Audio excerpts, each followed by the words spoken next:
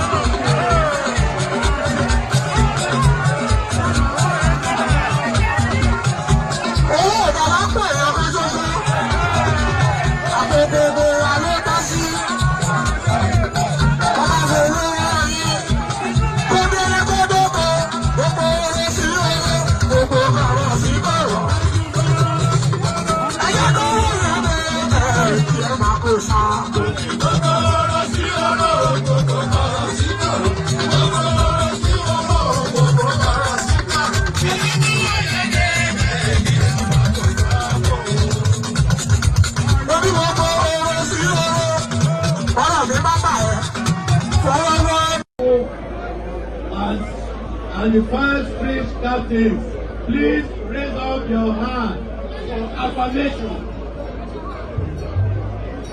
When I say hi, everybody will say hi. Get out for you.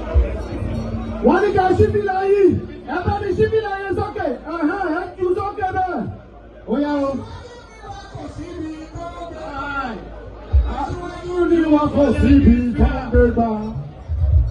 And the fans that I will say to and build coalition to the PCC and that I will preserve.